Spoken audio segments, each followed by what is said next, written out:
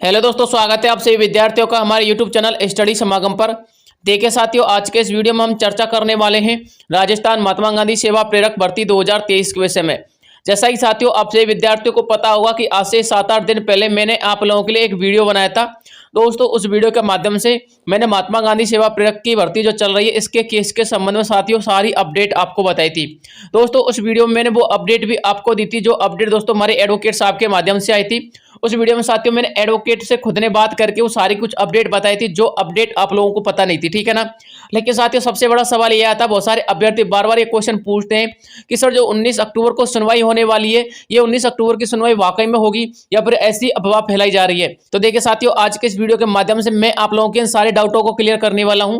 एक तो 19 अक्टूबर की सुनवाई को लेकर के, एक आप लोगों की यदि सुनवाई हुई तो उसमें मुद्दे क्या क्या रह सकते हैं, अगली सुनवाई कब तक होगी, या फिर ये जो मैटर है या फिर अभी फिनिश हो जाएगा, इस भर्ती में क्या होगा, यानी ये भर्ती रद्द तो नहीं हो जाएगी या ये भर्ती प्रक्रिया वाकई में कंप्लीट होकर रहेगी।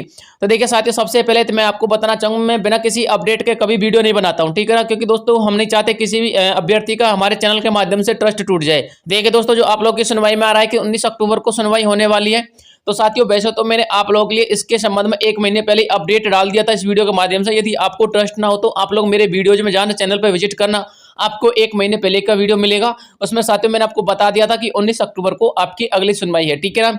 लेकिन साथियों फिर भी कहीं ना कहीं ये डाउट था, क्योंकि दोस्तों जब मैंने एडवोकेट साहब से बात की थी तो दोस्तों एडवोकेट साहब ने ये बताया था कि हमारे लिए अभी विभाग की तरफ से कोई प्रतिक्रिया नहीं आई है और ना ही हमें ऐसी कोई सुनवाई की कोई डेट मिली है, ठीक है ना। लेकिन साथियों सच्चाई तो ये थी कि जो 19 अक्टूबर का ये डेट था दोस्तों, ये 19 अक्टूबर का डेट कोर्ट के लिए मिली थी, किसको, हमारे विभाग के लिए, ठीक है ना। और विभाग ने साथियों कोई प्रतिक्रिया नहीं देखा, जिसकी वजह से एडवोकेट साहब को पता ही नहीं चला कि 19 अक्टूबर को सुनवाई में क्या क्या प्रतिक्रिया होने वाली है और हमारे विभाग ने जवाब दिया या फिर नहीं दिया है। ये सारी की सारी अपडेट के संबंध में दोस्तों मैंने आपको 7-8 दिन पहले वो वीडियो बनाया था ना, उसमें मैंने पूरा डिटेल समझा दिया था, ठीक है ना। लेकिन साथियों अभी जो मेरे पास इस महात्मा गांधी सेवा प्रेरक भर्ती के संबंध में जो जानकारी आई है साथियों, वो जानकारी ये आई है कि 19 अक्टूबर को वाकई में आप लोग की सुनवाई हो रही है, ठीक है ना।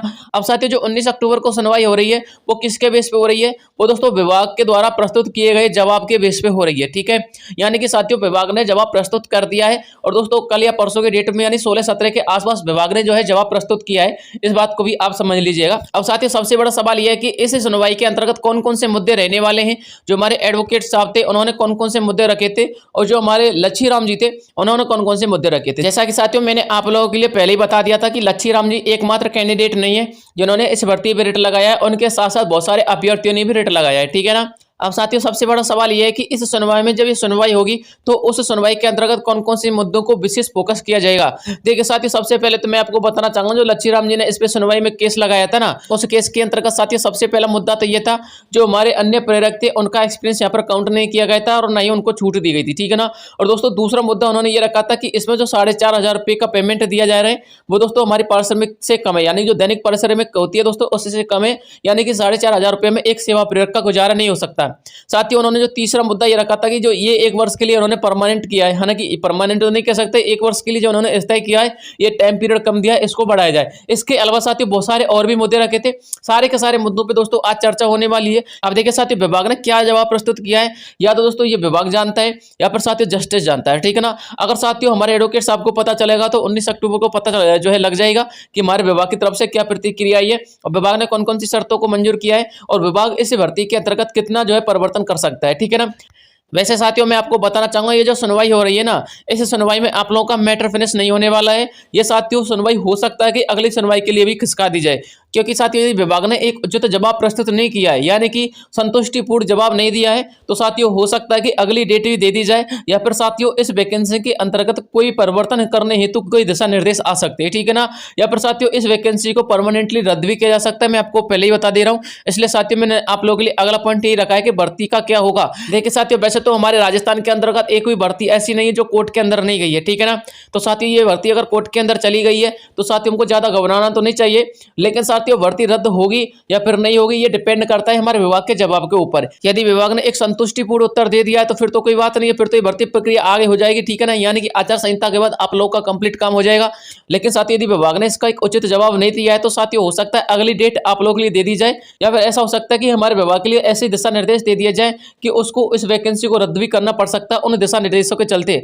क्योंकि साथियों जो विभाग के लिए दिशा निर्देश चाहेंगे विभाग उन दिशा निर्देशों को मान नहीं सकता इस वैकेंसी को कराने के लिए, और साथियों यदि विभाग ने उन दिशा निर्देशों को नहीं माना तो साथियों ऐसा भी हो सकता है कि विभाग इस वैकेंसी को कैंसिल कर दे, ठीक है ना। और ऐसा भी हो सकता है कि विभाग इस वैकेंसी को कैंसिल करने के बाद नए दिशा निर्देशों के साथ, जो हमारे कोर्ट के नए दिशा निर्देश है उनके साथ दोस्तों इस वैकेंसी को पुनः शुरू करवाए, ठीक है ना। लेकिन साथियों मैं आपको बताना चाहूंगा 50,000 पदों पर यदि ये वैकेंसी कैंसिल होती है तो दोस्तों 50,000 पदों पर या फिर इससे ज्यादा ही पदों पर दोस्तों ये वैकेंसी दोबारा से भी आ सकती है, ठीक है। लेकिन साथियों इस प्रक्रिया में काफी टाइम लग जाएगा और दोस्तों इस प्रक्रिया में होने में बहुत सारे बदलाव देखने को मिल सकते हैं। साथ में दोस्तों आप लोग के इंटरव्यू के संबंध में परिवर्तन देखने को मिल सकता है। इसके अलावा साथियों आप लोग की वैकेंसी के संबंध में, वेतन के संबंध में, ठीक है ना, और सिलेक्शन प्रोसीजर के संबंध में भी परिवर्तन देखने को मिल सकता है। तो साथियों इसके लिए तो आपको काफी वेट करना पड़ेगा, लेकिन हम उम्मीद करते हैं कि ऐसा ना हो। देखिए साथियों आप लोग इस बात को लेकर के मत बैठ जाना कि सर ये वैकेंसी रद्द होगी। देखिए साथियों रद्द के यहाँ पर 5% चांस हमको दिखाई दे रहे। कितने परसेंट? 5% चांस दोस्तों रद्द के दिखाई दे रहे और साथियों 95% चांस कंप्लीट के दिखाई दे रहे। क्योंकि साथियों को पता होना चाहिए जब विभाग इतनी तैयारी कर लेता है और इतनी प्रक्रिया कर देता है तो साथियों रेयर कंडीशन में ही विभाग उस वैकेंसी को रद्द कर पाता है, अदरवाइज दोस्तों उस वैकेंसी को रद्द नहीं करता है, ठीक है ना। तो आप लोग निश्चिंत रहिएगा, इस वैकेंसी के रद्द होने के 95% चांस नहीं है और साथ ही रद्द होने के 5% चांस है। अब देखते साथियों यदि विभाग मंजूर कर लेता है हमारे हाईकोर्ट के दिशा निर्देशों को या फिर विभाग ने जो प्रतिक्रिया दी है उससे दोस्तों हमारा हाईकोर्ट संतुष्ट हो जाता है या फिर जो हमारे एडवोकेट साहब है वो संतुष्ट हो जाते हैं तो दोस्तों इस वैकेंसी से स्टे हट जाएगा और साथियों आप लोगों की आगे की प्रक्रिया शुरू हो जाएगी, ठीक है। अब साथियों सबसे बड़ा सवाल ये आता है यदि इस वैकेंसी से स्टे हट जाता है तो क्या इस वैकेंसी को जो है आचार संहिता में कंप्लीट करवाया जा सकता है। तो देखिए साथियों इस वैकेंसी से यदि स्टे हट जाता है तो दोस्तों इस वैकेंसी को आचार संहिता में कंप्लीट नहीं कराया जा सकता, क्योंकि साथियों आचार संहिता में कंप्लीट कराने के लिए निर्वाचन आयोग से परमिशन लेनी होती है और दोस्तों निर्वाचन आयोग से हमारे इस विभाग ने परमिशन नहीं ली है, ठीक है ना। अब साथियों निर्वाचन आयोग से जब तक ये परमिशन लेगा तब तक साथियों हमारे चुनाव आ जाएंगे और साथियों चुनाव आने के वक्त दोस्तों हमारा निर्वाचन आयोग 50,000 कैंडिडेटों की नियुक्ति के लिए कभी परमिशन नहीं देगा, ठीक है ना। क्योंकि साथियों जब निर्वाचन आयोग को पता हुआ कि आज से 15 दिन बाद चुनाव है तो दोस्तों 50,000 कैंडिडेटों की नियुक्ति के लिए कभी भी किसी भी कीमत पर वो जो है परमिशन नहीं देगा। इसके लिए दोस्तों आचार संहिता का वेट करना पड़ेगा, आचार संहिता खत्म होगी तब जाके साथियों आप लोग की नियुक्ति होगी और दोस्तों आप लोग की नियुक्ति नई गवर्नमेंट में ही होगी, ठीक है ना। अब साथियों सबसे बड़ा सवाल ये होता है कि सर यदि मान के चलिए नियुक्ति के आदेश नहीं आते हैं तो क्या इसका रिजल्ट आ सकता है। तो देखिए साथियों बिल्कुल रिजल्ट आ सकता है, आप निश्चिंत रहिएगा। आचार संहिता के दौरान आप लोग की भर्ती प्रक्रिया जो है चालू हो सकती है, रिजल्ट आ सकता है, शेड्यूल जारी हो सकता है, सब काम हो सकता है, ठीक है ना, लेकिन नियुक्ति नहीं हो सकती, ठीक है। तो इस बात को आप समझ लीजिएगा, आप इस बात को लेकर के चिंतित ना होइएगा कि रिजल्ट नहीं आएगा, रिजल्ट आ सकता है यदि विभाग चाहे तो, ठीक है। यदि साथियों विभाग चाहता है कि मैं जो रिजल्ट है वो आचार संहिता के बाद ही दूंगा और रिजल्ट के साथ साथ ही इन लोगों की नियुक्ति दे दूंगा तो दोस्तों ऐसा भी हो सकता है। क्योंकि साथियों जैसे ही विभाग रिजल्ट निकालेगा तो साथियों ऐसा भी तो हो सकता है कि विभाग उन कैंडिडेट का रिजल्ट निकाले जो कैंडिडेट क्वालीफाई हैं और जो कैंडिडेट क्वालीफाई होंगे उनका डायरेक्ट यहाँ पर नियुक्ति लेटर जो है उनके ईमेल आईडी पर या फिर उनके घर पे भिजवा दिया जाए या फिर उनके कॉल या फोन SMS पे आ जाए, ठीक है ना। तो ऐसा भी हो सकता है, इसलिए साथियों रिजल्ट के साथ साथ आप ये मान के चलिए नियुक्ति होना आपका तय है, ठीक है।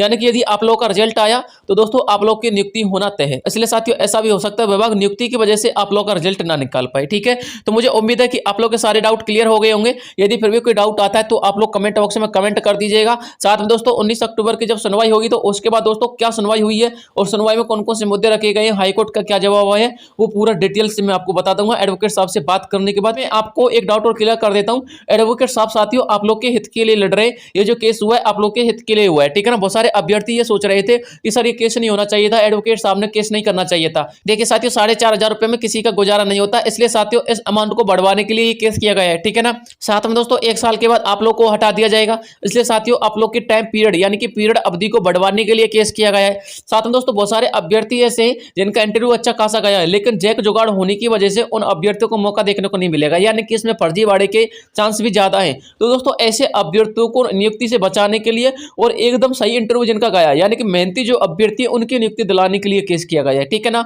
वैसे तो साथियों कहीं ना कहीं ये केस आप लोग के हित में, आप लोग की भलाई में किया गया है, ठीक है ना। और जो हमारे पुराने प्रेरक हैं दोस्तों उनका अनुभव काउंट करने के लिए ये केस किया गया है, ठीक है। तो दोस्तों आप लोग इस केस को जो है गलत साइड में मत ले जाना, ये केस साथियों आप लोग के हित में हुआ है, आप लोग की भलाई में हुआ है, ठीक है। तो साथियों यही अपडेट थी जो मुझे आप लोगों तक पहुंचानी थी। यदि इसके अलावा कोई अपडेट आती है एडवोकेट साहब के माध्यम से तो दोस्तों मैं आपको तुरंत वीडियो प्रोवाइड करवा दूंगा, ठीक है ना। इसके लिए आपको थोड़ा सा वेट करना पड़ेगा, 19 अक्टूबर की सुनवाई का वेट करना पड़ेगा। तब तक के लिए मिलता हूं नेक्स्ट वीडियो में। जय हिंद जय भारत।